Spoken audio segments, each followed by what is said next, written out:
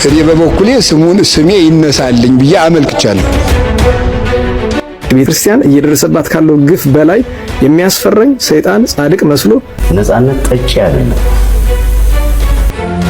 ባለቤቴ እንደዚህ ነበር እንደዚህ ነው ብሎ ማውራት በጣም ይከብዳል። ከነፃነት ወርቅነህ እኔ አሁን በግሌ ብዙ የተማርኩት ነገር እንግዲህ አዲስ በሆነ መረጃ ወደ እናንተ ተመልሼ መጣሁኝ። የአባታችን የአባ ገብረ ኪዳን እንግዲህ ያቀረቡት ጥያቄ በሰዓት በጣም ብዙዎችን ማነጋገሪያ ሆኖ ቀጥሏል። ሊቀ ሊቃውንት የሚለው ስም ይነሳልኝ ብዬ ጥያቄ አስገብቻለሁኝ። ለምን እንግዲህ ስማቸውን መቀየር እንደፈለጉ ሙሉ መረጃውን ከአንደበታቸው የማስመልከታችሁን የሚሆነው እንዲሁም አርቲስት ነፃነትን አስመልክቶ ህመሙ ታውቋል፣ ስለዚህ ጠጪ ነበር እያሉ ብዙዎች የራሳቸውን ሀሳብ እያስቀመጡ ነው የሚገኙትና እውነት ነፃነት ወርቅነህ ጠጪ ነበር ወይስ አልነበረም? ከወንድሙ ሙሉን መረጃ አስመልክታችኋለሁ። እስቲ ከዚህ ቪዲዮ እንጀምር። እውነት ጠጪ ነበር ወይ? ጾም የማይጾም ከእንስሳት ያነሰ ነው ወገኖች። ነነዌ ጾም ይገባል። የ3 ቀን ጾም ወገኖቼ ምንድን ነው ያደረጉት? ከምግብ ተከልክለው እንስሳት ሳይቀር ሕፃናት ሳይቀር ሕፃናት የእናታቸውን ጡት ሳይጠቡ እንስሳት ጡት ሳይጠቡ በማቅ ተከድነው ወገኖቼ ምን ያሉበት ቀን ነው? 3 ቀን ሙሉ የጾሙበት ቀን ነው። ትልቅ ትንሽ የለም፣ ንጉስ ጭፍራ የለም። ሁሉም ተባብረው ጸልየዋል። የሚወርደው ዲን ምን ብለዋል? ድነዋል። እኛም እንድንድን አጥብቀን ምን እንበል ወገኖቼ? እቺን 3 ቀን እንጸልይ እንጹምባት ወገኖቼ። ማን ይርዳን? ምክንያቱም እንስሳት ሳይቀር ምን ብለውባታልና ጾመውባታል። ስለዚህ ሁላችንም ምን ማለት አለብን? ልንጾም ይገባናል። ነፃነት ጠጪ አይደለም። ብዙ ሰው ነፂ ያው በሽታው የታወቀ ነው። አሞት የነበረው በሽታ የታወቀ ነው። ግን እንደ ሀገር ሄዶ በደንብ አገግሞ ለውጥ አይቶበት መጥቷል። በደንብ ማለት ነው። ሊቨር ነው እንግዲህ እሱ እንደዚህ አይነት በሽታ እሱን ሊገለው አይችልም በዚህ በመጠጥ ማለት ነው። ባይዘ ነፂ ከመሞቱ ከሳምንት 10 ቀን በፊት ምን ብሎኛል? አስኔ አንተንም ትቀብረኝ ብሎ ምናምን ያው ስለምንቀላለድ ምናምን ብዙ አረብስማ ነፃነት ወርቅነህ በጣም ጨካኝ ሰው አይዞስን እየበርታበል።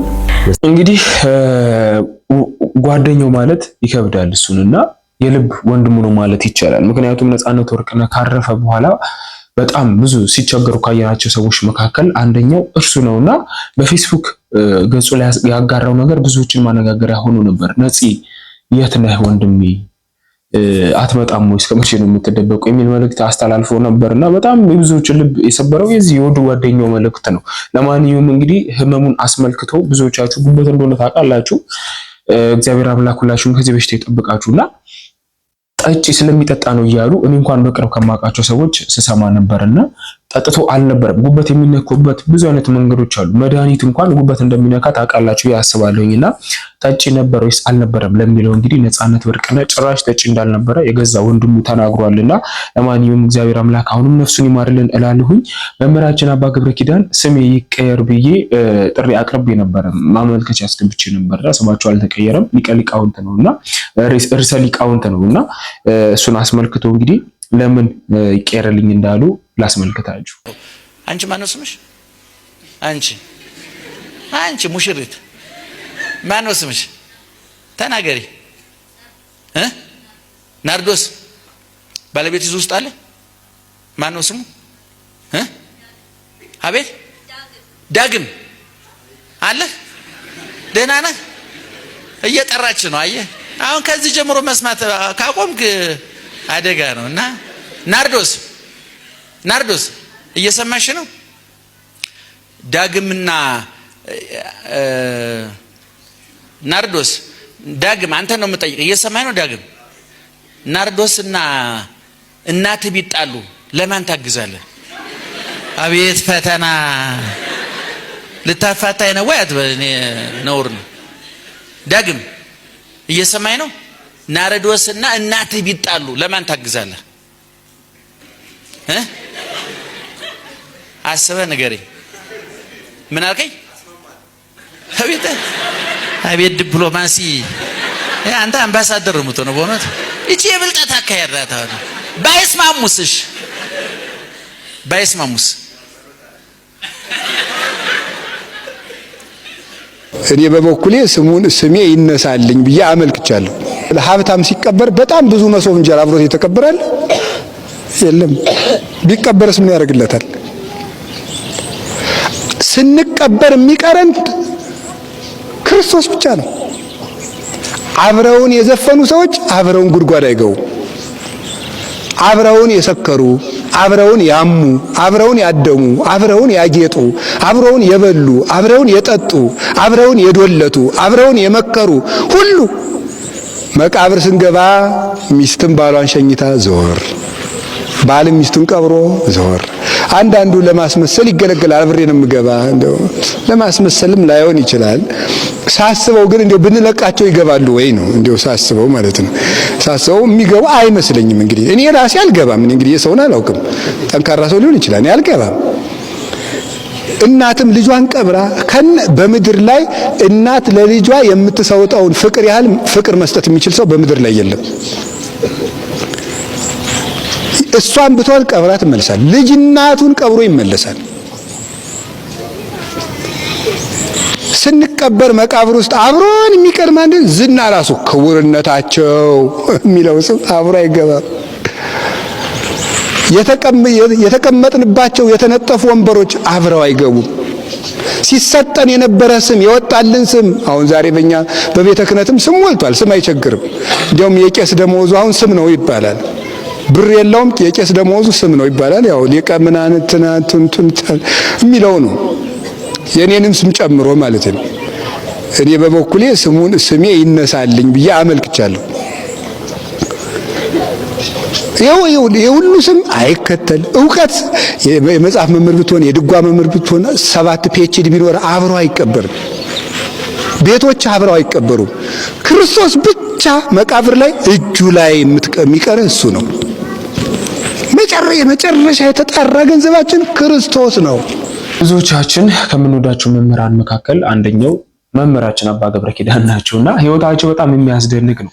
አንደኛ እንግዲህ ደሞዝ እንደማይቀበሉ በጣም ብዙዎቻችሁ ታውቃላችሁ። በቃ እዛው ይበላሉ፣ የሚፈልጡን ነገር እዛው ገዳም ውስጥ ይጠቀማሉ። ነገር ግን አንድ ብር እንኳን አይከፍላቸውም። ይልቁንስ ከሚጽፉት መጽሐፍ ከሚያገኙት ነገር በሙሉ እንግዲህ ሙሉን ወጪ ለደብራቸው ለገዳማቸው ነው የሚያደርጉትና በእውነት በትምህርታቸው ብቻ ሳይሆን በህይወታቸውም ከሚሰብኩን መምህራን መካከል አንደኛው መምህራችን አባ ገብረ ኪዳን ናቸውና እግዚአብሔር አምላክ አሁንም ረጅም የሆነ የአገልግሎት እድሜ ይስጣቸው።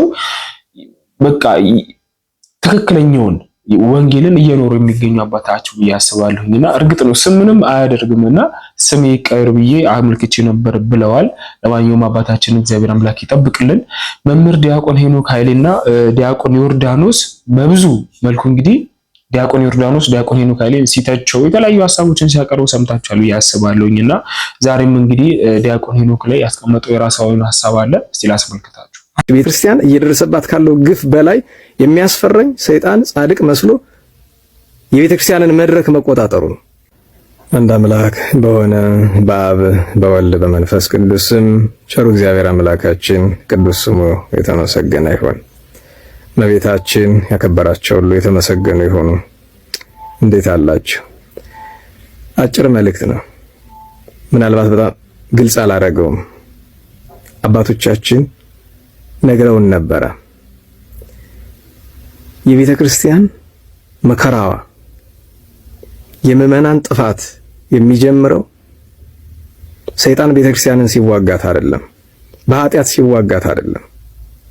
ቤተ ክርስቲያንን በኃጢአትም በክፉ ሰዎችም በምንም ነገር ታግሏታል፣ ሊያጠፋት አልቻለም። ታዲያ ቤተ ክርስቲያን ጥፋቷ ወይም የምዕመናን ጥፋት የቤተ ክርስቲያን መከራ መቼ ነው የሚጀምረው? ሰይጣን ጻድቅ መስሎ መድረኩን የያዘ ቀን ነው። ጽድቅ የያዘ መስሎ መልካም መስሎ። አዎ፣ ስለዚህ ዝርዝር ውስጥ አልገባም። እንታዘብ፣ ራሳችን እናስተውል። ይህችን ቤተክርስቲያን መልሰን የማናገኝበት ደረጃ ላይ እያደረስናት ነው። መልኳ እየጠየመ ነው፣ እየለወጥ ነው። ስርዓቷ ህጓ ከምዕመናን መገደል ባልተናነሰ ከቤተ ክርስቲያን ላይ እየተደረገ ካለው ጥፋት ባልተናነሰ የቤተ ክርስቲያናችን አውደ ምህረት መልካም በሚመስሉ ግን ወደ አጋንንት ወደ በሚመሩ ነገሮች ተሞልቷል። ለዛ ነው የቤተ ክርስቲያን ጥፋቷ የሚጀምረው ሰይጣን ጻድቅ መስሎ አውደ ምሕረት የወጣ ቀን ነው። ሰይጣን በራሱ መውጣት አይችልም፣ በሰው አድሮ ነው የሚወጣው። ያኔ ነው የመጨረሻው ጥፋት የጥፋት ርኩሰት ተገልጦ ጻድቅ መስሎ በወጣበት መድረክ ተገልጦ በነብዩ በዳንኤል የተነገረው ነገር ሲፈጸም ያኔ ሁሉ ነገር ያበቃል። ስለዚህ እናስተውል፣ ልብ እንበል፣ እናስተውል። መድረክ የቆመው ነገር በሙሉ ከእግዚአብሔር አይደለም። ቃል እግዚአብሔር የሚናገረው ሁሉ ከእግዚአብሔር አይደለም። እዘምራለሁ የሚለው ሁሉ ከእግዚአብሔር አይደለም። ጥሩ ልብስ የለበሰ ሁሉ ከእግዚአብሔር አይደለም። እናስተውል። እቺ ቤተ ክርስቲያን እየደረሰባት ካለው ግፍ በላይ የሚያስፈራኝ ሰይጣን ጻድቅ መስሎ የቤተ ክርስቲያንን መድረክ መቆጣጠሩ ነው። ጽድቅ የሚሰራ መስሎ አውደ ምሕረቱን መያዙ ነው። ይሄ እኔ ቃል እንዳይመስላችሁ አደራ ብለውን ሄደው ነበረ። የተናገሯት ሁሉ ነገር አትቀርምና አባቶቻችን ይሄው እየሆነ ነው። እግዚአብሔር ይሁነን፣ ቸሪቱም አምላክ ትሁነን፣ የቅዱሳን ነገር ይሁነን እንጂ ዝርዝር ውስጥ ብገባም ትርፉ ስድብ ነው። ይበቃል። ለእግዚአብሔር ለአምላካችን ለድንግል ለእመቤታችን ለንጹሐን ሁሉ ክብር ምስጋና ይሁን። ዲያቆን ዮርዳኖስን እንግዲህ ብዙዎቻችን የምናውቀው በቃ ትችት ላይ ነው ተብሎ ብዙዎች ያስቀምጡታል። አንዳንድ የሚናገራቸው ነገሮች በእርግጥ በጣም የሚጠቅሙና ሕይወት ያላቸው ነገር ናቸው ብዬ አስባለሁና ብዙ ጊዜ ግን በተለይ ከመምህራን ጋር የሚያደርጋቸው ነገሮች ትችት ብቻ ነው።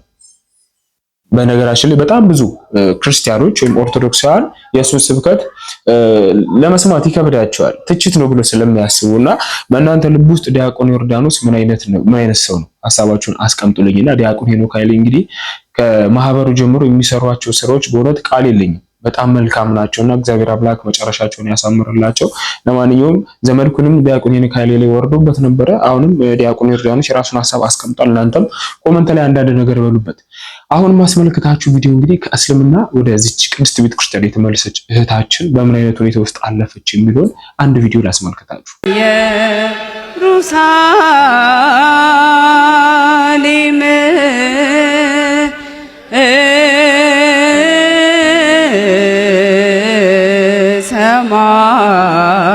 ሰማያዊት ከነጻነት ወርቅነህ እኔ አሁን በግሌ ብዙ የተማርኩት ነገር አለ።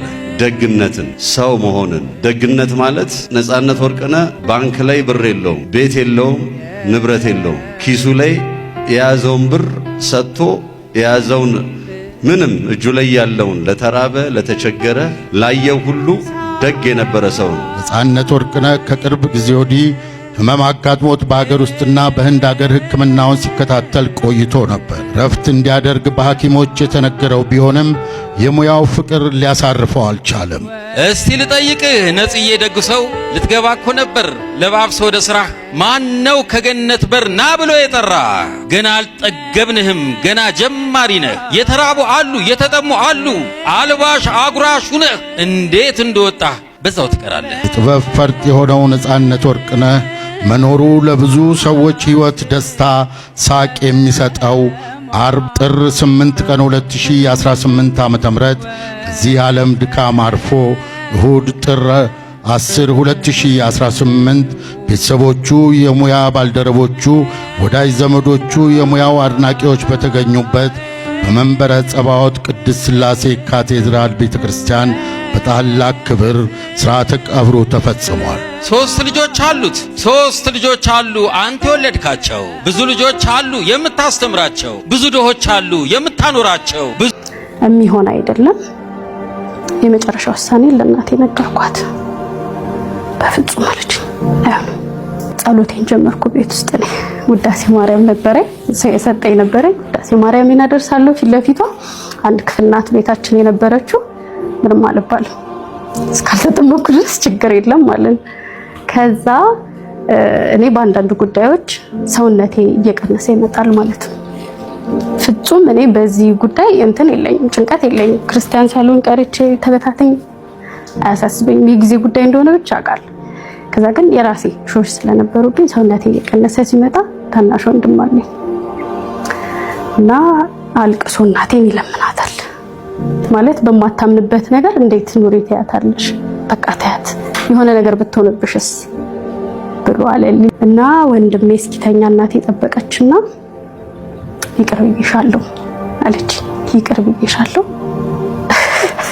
ደግሞ ወደ ሌላ እንዳትሄጂ ስርዓትሽን ይዘሽ ይሄንን አሁን የምትፈልጊውን ሃይማኖት ይዘሽ በስርዓት ኑሪ፣ እኔና ወንድምሽ ላይ በፍጹም እንዳትደርሺ እሰብካለሁ፣ የሆነ ነገር አደርጋለሁ ብለሽ እንዳታስቢ፣ ይሄ ያጣላናል፣ ግን በቃ ይቅር ብዬሻለሁ አለች። ጥምቀቱ ጊዜ በጠዋት ነበረ የወጣነው።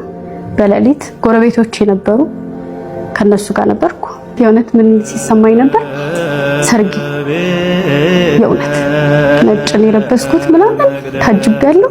በቃ ሰርግ ነው ደስ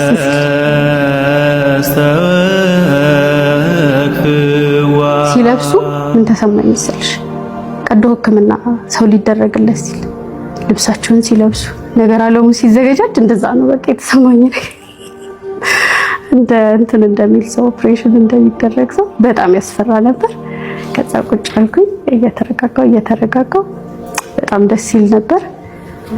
ተጠመቅኩ። በነፃነት የልቤን ነገር መኖር ቻልኩ። የእግዚአብሔርን ስም መጥራት ቻልኩ። ቤተክርስቲያን ባዕድነት ሳይሰማኝ የሆነ የሰው ቤት እንዴት ብቻ ለኔ ያልተፈቀደ ቦታ ምገባ ነበር የሚመስለኝ። ሳልጠመቅ በፊት ይሄዳሉ ቤተክርስቲያን፣ ግን እንደዛ ነው ይሄ የኔ ቤት ነው ምናምን የሚል ስሜት የለኝም ነበር። ያስፈራኝ ነበር። እሱ ተወገደልኝ። እናቴ እግዚአብሔርን አክብራለች። የእውነት ማለት እኔም ክርስቲያን ከመሆኔ በፊት ከክርስቲያኖች ጎረቤቶቿ ጋር የምትኖረው ለልደታ አዋታ ለነሱ ጸሎት ከተነሱ አብራ ተነስታ በቃ አክብራ ነው። ሲጀምር ሰውን የሚያከብር እግዚአብሔርን አከበረ ነው። ያከበረችውን እግዚአብሔር ራሱ መልሶ እንዲያከብራት እናቴ ክርስቲያን እንዲያደርግልኝ የእውነት ስላከበረችው ይሁንልኛል ብዬ አስባለሁ። ወንድሜንም እንደዛ። እህታችን እንግዲህ እግዚአብሔር አምላክ አሁንም በዚህ ቤተክርስቲያን እንዲያቆይሽ ፍቃዱ ይሁን። በነገራችን ላይ በጣም ብዙዎች ወደዚህ ቤተክርስቲያን መምጣት ይፈልጋሉ። ነገር ግን ቤተሰብ ምን ይላል እያሉ በማይፈልጉበት ሃይማኖት ውስጥ የሚቆዩ በጣም ብዙዎች ናቸው። እግዚአብሔር በሚያውቀውና ቤት ነው የሚቆጥረው። ስለዚህ አሁንም ቢሆን እግዚአብሔር አምላክ አበርትቷችሁ እንግዲህ ወደ እውነተኛው መንገድ እንድትመለሱ የመጣችሁም ደግሞ እንድትጸኑ ትልቅ የሆነ መልእክታችንን እናስተላልፋለን። በመጨረሻም አስመልክታችሁ የአርቲስት ነፃነት ወርቅነህ ባለቤት እንግዲህ እሱ ማረፉን አስመልክቶ ለቅሶ ላይ አላለቀሰችም ተብሎ በጣም ብዙዎች እንግዲህ ሲሰድቧት ነበር። ምን አይነት ሚስትነት እያሉ ሲናገሩ ነበር። ተለያይተዋልም እያሉ እንግዲህ ብዙዎች የራሳቸውን ሐሳብ ሲያስቀምጡ ነበርና እውነታው ይሄ ነው ወይ? ከአንደበቷ አላስመልክታችሁ የዘብር ቅዱስ ገብርኤል አስደናቂ ተአምር ኮፒ ሊንክ ሼር እያደረጋችሁ ለሁሉም ሰው አዳርሱት። ሁልጊዜ ዘብር ቅዱስ ገብርኤል ቤተክርስቲያን እየሄዱ የሚማጸኑ የሚጸልዩ አንዲት እናት ነበሩ። ልጅ ሳይወልዱ እንደ ኤልሳቤጥ ለረጅም ዓመታት ከቆዩ በኋላ በስተርጅና በጾምና በጸሎት በቅዱስ ገብርኤል ምልጃ ወንድ ልጅ ሰጣቸው። ያ ልጅ አድጎ ጎበዝ ተማሪ ሆኖ የትምህርት ዕድል አግኝቶ ወደ ውጭ ሀገር ይሄዳል። እዛው ባለበት ሀገርም ስራ ይጀምራል። በየወሩ ለእናቱ ገንዘብ ይልክ ጀመር። እናቱም አሁን የሚጦራቸውን ልጅ አግኝተዋልና ዘብር ቅዱስ ገብርኤል ድረስ ሁልጊዜ በመሄድ ይሳለማሉ። ከጊዜ በኋላ ግን የልጃቸው ገንዘቡን መላክ አቆመ። ስልክም ሳይደውል 8 ወር ሙሉ ድምፁ ጠፋ። የልጃቸው ድምፅ መጥፋት ያሳሰባቸው እናትም ዘወትር ይጨነቁ ጀመር። ከ8 ወር በኋላ ልጃቸው ስልክ ይደውላል። ሄሎ እማዬ ደህና ነሽ ይላል በደከመ ድምፅ። የምልከውንም ገንዘብ አቋርጬ ስልክም ሳልደውል ጠፋው አይደል ይላቸዋል። የሆነ ችግር እንደገጠመው ያስታውቃል። እርሳቸው ግን ልጄ ባለህበት ደህና ሁንልኝ እንጂ ምንም ችግር የለውም ይሉታል። ልጃቸውም መልሶ እናቴ የጠፋሁት የምልከው ገንዘብ አጥቼ አይደለም፣ ነገር ግን 8 ወር ሙሉ ታምሜ በሞትና በሕይወት መካከል ሁኜ ጭንቅ ውስጥ ነበሩ። በየሆስፒታሉ እየተንከራተቱ ስለነበረ ነው። ብዙ ቦታ ተመረመርኩ። ሁሉም ዶክተሮች የእግዚአብሔርን አናውቅም፣ በእኛ በኩል ግን ከዚህ በኋላ 72 ሰዓታት ብቻ ነው የቀሩ ልትሞት ብለውኛል። አሁን ለመጨረሻ ጊዜ ኦፕራሲዮን ሊያደርጉኝ ነጫጭ ጓንት ያደረጉ ዶክተሮች በዙሪያዬ ቁመዋል፣ ከበውኛል።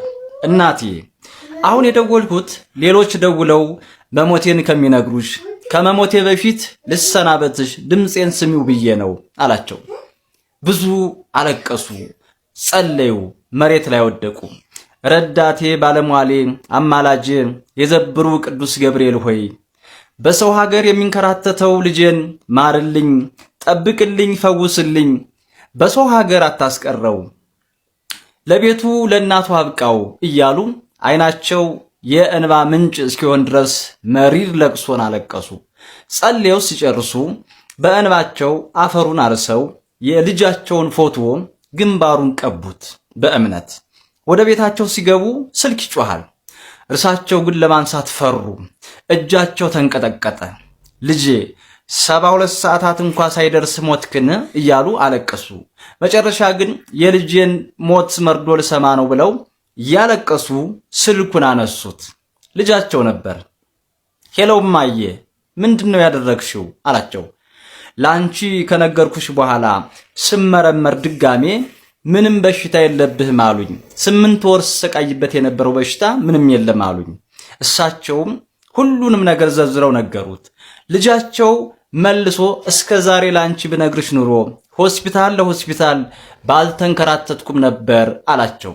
ነገር ሁሉ ተቀየረና የደስታ እንባ ሳያስቡት ከዓይናቸው ይፈስ ጀመር። ይሄ ሁሉ የሆነው በቅዱስ ገብርኤል ምልጃና ጸሎት ነው። ክብር ለቅዱስ ገብርኤል ይሁን።